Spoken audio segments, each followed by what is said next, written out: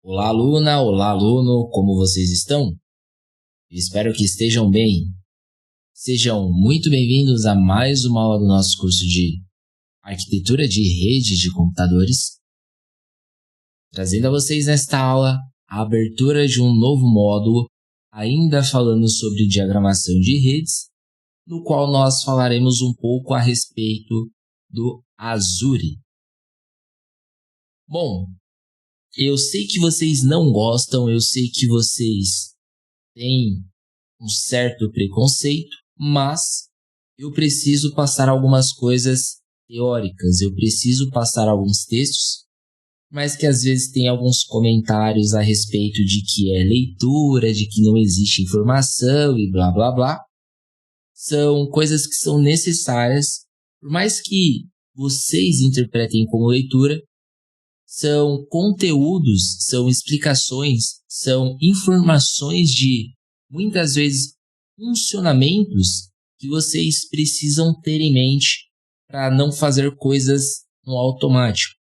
Então, essas informações, elas são necessárias sim para vocês entenderem, para vocês saberem o que vocês estão fazendo e não fazer as coisas no escuro.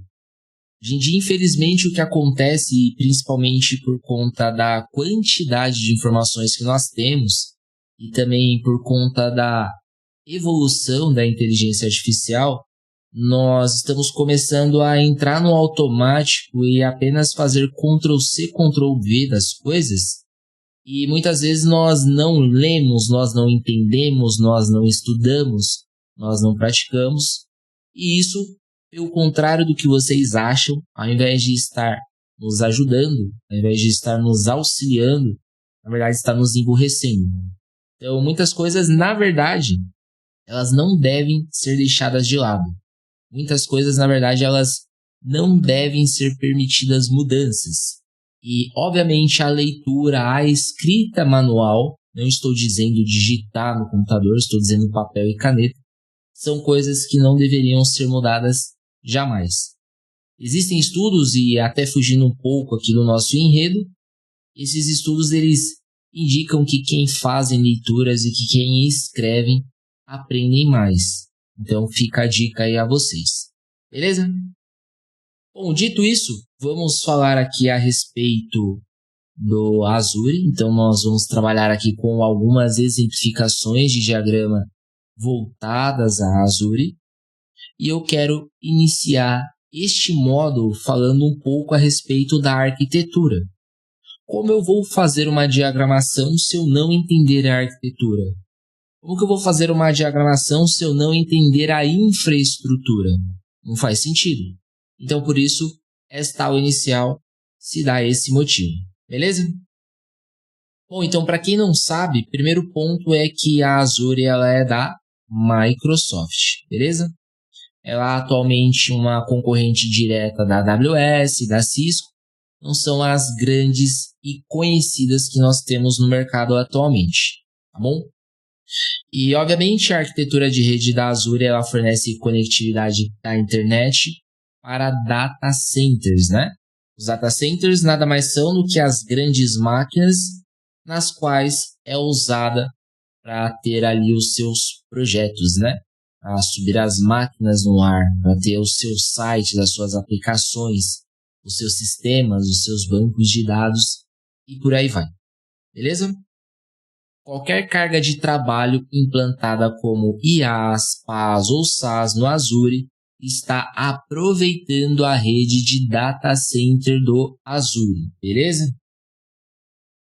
Dito isso, nós temos aqui a topologia de rede. Nós tivemos aqui aulas relacionadas à topologia no início do curso, então vocês sabem o que é uma topologia, tá bom? A arquitetura de rede de um data center do Azure consiste nos seguintes componentes. Nós temos aqui algumas classificações ou algumas separações, como vocês quiserem interpretar. Nós temos rede de borda, rede de longa distância, rede de gateways regionais e também temos rede data center. Bom, esse próximo slide ele é uma abreviação da arquitetura, da infraestrutura da Microsoft Azure, beleza? E o que essa imagem ela mostra, por bem dizer? Bom, ela mostra, na verdade, como funciona a infraestrutura da rede, desde a conexão com a internet até os data centers onde ficam os serviços, tá? Então, de uma forma bem simples, bem resumida, vamos entender aqui por partes o que significa cada ponto. Primeiro de tudo, nós temos a parte de cima, que seria as conexões. Vai mostrar para você, por exemplo, ou para as empresas que se conectam à Azure. A parte de Private, seria a Enterprise Pairing, ao lado esquerdo da parte superior da tela. Basicamente seria uma conexão privada direta da empresa com a Microsoft. Seria mais segura sem passar pela internet pública, tá? Para não sofrer aí nenhum tipo de vulnerabilidade, beleza? Bom, já ao meio nós teremos o Express Route. Seria um tipo de linha dedicada, como se fosse uma internet exclusiva entre a sua empresa e o Azure, tá? Isso seria algo 1 para 1, se assim a gente pode dizer, que deixaria tudo mais rápido, obviamente mais estável e com certeza também mais seguro, beleza? Ainda ali nós teríamos também a Internet Peers, seria a parte pública, seria um acesso normal pela internet como você usa no dia a dia, beleza? Tudo isso ele entra na rede global da Microsoft, tá? E isso é a rede que se chama Microsoft Wide Area Network, que seria a WAN, beleza? E aí nós sabemos, né, uma rede mundial da Microsoft, é como se fosse uma super rede privada que conecta todos os data centers, tá bom? Bom, aí já ao meio para baixo da nossa imagem, nós teremos o Regional Gateways, e seria depois que a conexão entra na rede da Microsoft, ela passa pelo Regional Gateways, né? Que seriam as portas de entradas regionais, tá? E aí seriam pontos que direcionam o tráfego para a região correta. Então, por isso que nós temos ali a avaliação de zona. Saber se seria direcionado para o Brasil, para os Estados Unidos, para o continente europeu, africano, asiático e assim sucessivamente, tá bom? Aí, terceiro ponto, como eu mencionei, né, teria a Azure Region, que seria as regiões, como eu mencionei, né? Seria Brasil, seria Estados Unidos, Europa e por aí vai. E aí, dentro de cada uma dessas regiões, existe as zonas de disponibilidade, tá? O que seria a zona de disponibilidade? Seria um data center físico separado, com, vamos dizer assim, com energia, rede e infraestrutura independente. E aí, dentro de cada zona aparecem vários data centers, tá? E aí, por que eu estou passando isso, ou por que vocês devem considerar isso como algo importante, né? Porque aqui vocês vão ter basicamente uma forma enxuta de como é a estrutura, e a partir daqui também vocês vão conseguir entender por que as empresas, né? Hoje em dia não tanto pessoas, vamos colocar como físicas, né? Eu e você usando no dia a dia dentro de casa, mas mais a parte empresarial costuma a contratar esses serviços, tá? Então, primeiro de tudo, existe a alta disponibilidade, ou seja, se um data center cai, o outro assume. Existe a resiliência, que é menos chance de ficar offline. Existe a performance, que aí no caso a gente trabalha com dados mais próximos do usuário. E obviamente a segurança, porque está tendo isolamento entre zonas, tá bom? E aí, resumo de tudo isso pela imagem no qual nós estamos visualizando é que você se conecta, obviamente, à internet ou uma conexão privada, como eu tinha mencionado, entra na rede global da Microsoft, passa por um gateway regional, chega até a região de zona da Azure, e aí seu sistema roda em uma ou mais zonas, né? Ou seja, em um ou mais data centers, beleza? Bom, dando continuidade, nós teríamos aqui a rede de borda, nada mais do que eu já mencionei, e aqui fala sobre o Express Route, a internet no Azure. Teremos aqui a rede de longa distância, todo mundo já sabe o que é, e eu mencionei como WAN. Os gateways regionais, para a gente não estender tanto e ficar só em texto, né? Porque eu aprendi que vocês não gostam, pelo contrário, vocês odeiam.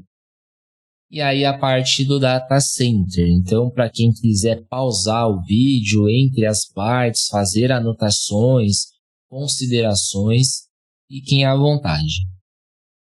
A resiliência.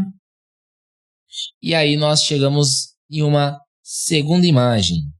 Bom, essa segunda imagem, diferente da imagem anterior, esta daqui ela mostra a estrutura interna de rede dentro de um data center do Azure ou de grandes provedores. Bom, o que isso quer dizer? Quer dizer que o que acontece lá dentro depois de uma requisição já chegou na tua região. Então vamos explicar de uma forma mais entendível aqui, para não haver dúvidas, tá? Vamos colocar aqui de baixo para cima, começando do lado esquerdo, onde está escrito RAC Tier 0. Basicamente é onde vão os servidores, tá bom? O RAC imagina como se fosse um armário cheio de servidores. Aqueles painéis que existem cheios de servidores. Beleza? E aí cada RAC ele tem um switch que se chama Tier 0. Beleza? Isso aqui é padrão de arquitetura e infraestrutura de rede.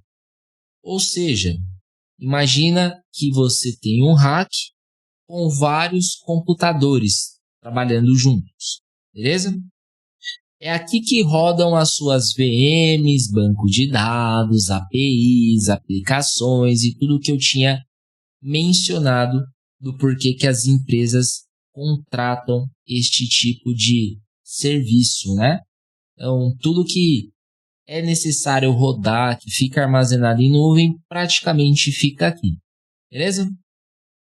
Aí você tem basicamente o segundo ponto, que é a primeira linha, que se chama Tier 1, ela está acima. Beleza? Está escrito como Hall Tier 1. Beleza? Aí é uma parte em que há a conexão de vários racks. Então, por isso que está escrito por linha. Então, são vários racks agrupados. E aí todos os racks se conectam a um switch maior chamado Tier 1. Beleza? Então, se a gente fizer um comparativo já entre o primeiro e esse segundo, basicamente um é um rack com vários servidores, cada um tem um switch. Agora, na linha 1, né, vamos colocar assim, que é o Tier 1, que é uma linha, já são vários racks que se conectam a um único switch maior, beleza? Então, vamos imaginar aqui um contexto, um cenário hipotético para ficar mais fácil o entendimento, né? Vamos explorar aqui um pouco a imaginação. Imagina que o Tier 0 ele é uma rua e que o Tier 1 ele é a avenida que se conecta a várias ruas. Então, existe diferença. Uma rua específica e existe diferença dessa rua específica para uma avenida principal que faz a conexão com várias ruas. Beleza? Por isso que você pode observar que quando nós temos uma única linha aqui, nós tecnicamente teríamos duas ruas. Eu tenho a avenida principal e duas ruas no paralelo. Seria basicamente isso. E aí, para que ele serve? Por que ele existe? Para que ele está aqui? Ele basicamente organiza o tráfego entre vários racks. Simples assim. Beleza? E aí, subindo uma camada a mais, se assim a gente pode dizer, nós temos o data center, que seria o Tier 2. seria a conexão de tudo que está dentro do prédio. Então, imagina o Tier 2 como várias linhas, tá? E é um nível de data center por inteiro. Então, como a gente está dando a exemplificação aqui de ruas, rodovias, imagina que o Tier 2 ele é uma rodovia que conecta várias avenidas, beleza? Não sei onde você mora, não sei a sua região, mas eu vou dar exemplos aqui com base na minha localidade, tá? Então, eu tenho dentro do meu bairro algumas ruas, beleza? Seria aqui o meu Tier 0. Eu tenho a avenida principal que liga essas ruas a uma avenida principal, que é o meu Tier 1, beleza? E o meu Tier 2 ele entraria como uma rodovia que ligaria várias avenidas. Então, eu poderia, por exemplo, colocar o Tier 2 como uma Marginal Pinheiros, Marginal Tietê, uma Dutra, entendeu? Regis, Ayrton Senna e por aí vai. Então, esse seria o determinado contexto. E aí, ali o tráfego ele já é mais centralizado também, tá bom?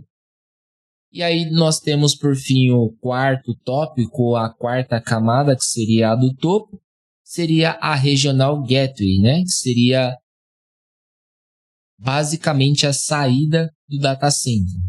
Ou seja, depois do Tier 2, que é a rodovia, o tráfego vai para o Regional Gateway, né? E aí eles fazem a ponte entre o data center e a rede global da Microsoft, beleza? E por fim, lá acima ao lado direito superior da tela, nós temos um nome ali que aparentemente fugiu do foco dos demais, que é a Wide Area Network, que basicamente seria a WAN, que é a rede global da Microsoft. Que aí, como eu mencionei anteriormente, é um tipo de uma rede privada gigante, né? Que é própria da empresa, tá? E aí, diferentes regiões do Azure e usuários do mundo inteiro fazem a conexão por ali. Então, resumo, um fluxo completo desta imagem. Então, quando você acessa o sistema do Azure, ou Azure, né? Eu chamo de Azure. Você primeiramente faz a requisição com a internet, depois você entra na WAN da Microsoft, consequentemente passa pelo Regional Gateway, chega no Data Center, que é o Tier 2, vai para uma linha específica, que é o Tier 1, e chega ao rack, que é o armário no Tier 0. Então começa lá de cima e vem adentrando, vem afunilando até chegar nas camadas mais baixas, né? A leitura que a gente fez foi uma engenharia reversa aqui, de trás para frente, beleza? Que aí, no caso, atinge o servidor e processa a sua requisição, tá bom? E aí, existe um segredo aqui nessa arquitetura e é interessante ressaltar, que é o que? A divisão de dois níveis, né? Tier 0, 1 e 2, eles existem para escalar, né? Fazer escaladas, porque suporta milhões de servidores de forma simultânea. Ele também evita gargalos, então você não tem filas travadas, por exemplo, quedas, oscilações. Ele facilita a manutenção, porque eles são isolados, são separados, e consequentemente eu não preciso parar de rodar tudo para dar manutenção em um ou em outra coisa. E a alta disponibilidade, né? Porque eu consigo deixar disponível por mais tempo, por um período maior, sem precisar das coisas, dos fatores mencionados anteriormente. Beleza? Resumo do resumo: Tier 0 é o servidor onde roda o seu sistema. Tier 1 é onde conecta o rack. Tier 2 é onde conecta o data center. O Gateway é a saída para o mundo, a saída para a internet. E a WAN é a rede global da Microsoft. E aí, fora tudo isso que eu acabei de mencionar aqui, eu acabei passando por alguns textos que é importante dar uma ressalva, que não envolve praticamente o que foi mencionado anteriormente, mas que está aqui no ponto de resiliência. Lendo o primeiro trecho aqui do texto, aqui é dito o seguinte, que a rede de data center é uma versão modificada de uma outra rede que se chama CLOS. tá? Essa rede eu não acrescentei informativos para não gerar confusão, porque primeiro eu ia ter que ler um tipo de texto e aí depois eu ia ter que fazer relação, mas ia ficar já num texto subsequente, talvez iria haver confusão.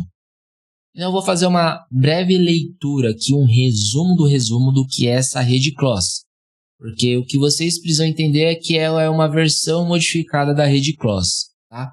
Mas para vocês entenderem as mudanças, vocês precisam saber a base de como era, beleza? Então, assim, dentro do campo de telecomunicações, a gente chama a rede CLOS como um tipo de rede de comutação de circuitos que é multi-estágio e que representa uma idealização teórica de sistemas práticos, tá bom? Basicamente foi inventada por um cara que se chamou Edson Irving, e isso foi lá em 1938, beleza? E aí isso só passou a ser utilizado em 1952. Então, assim, tecnicamente é um assunto redundante que não tem tanta importância atualmente, mas vocês precisam entender que existia uma tecnologia inicial e que com base nessa tecnologia houve o avanço e aí entrou o que nós temos atualmente, tá bom? Se vocês quiserem, sentirem curiosidade e quiserem pesquisar a respeito, digita aí no Google, né, o que é a rede CLOS, como surgiu a rede CLOS, quem inventou, que vocês vão achar todas as informações necessárias, tá bom?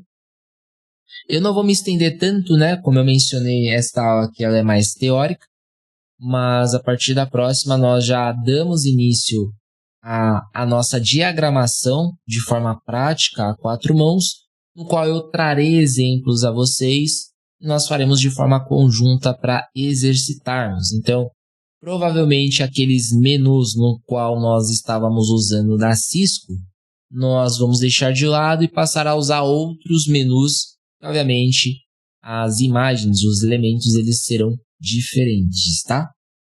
E até um adendo, né? A parte de Cisco ou a parte de diagramação com contexto no geral, independente de ser Cisco, Azure, AWS ou qualquer outro contexto, eu tenho zilhões de exemplos para ser passado. Entretanto, se eu ficar apenas em um específico, eu não vou avançar com o curso. Então, eu tentei deixar para a parte Cisco ali algumas observações, alguns exercícios, né? Fizemos algumas diagramações a 4 mãos para vocês absorverem, entenderem como funciona. E, obviamente, isso vai fazer com que vocês consigam dar prosseguimento, consigam praticar de forma paralela, conciliando com o que nós ainda estamos vendo no curso, que é um novo módulo. E eu pretendo seguir da mesma forma. Eu vou passar uma quantidade específica de modelos, de exemplos, de diferentes complexidades para esse, e aí nós vamos avançar para a AWS e assim sucessivamente, para a gente poder avançar no curso, ver tudo o que a gente precisa, senão a gente vai ficar especificamente em um módulo só vendo exemplos diferentes, beleza? Vou me despedindo por aqui, fiquem com Deus, até breve.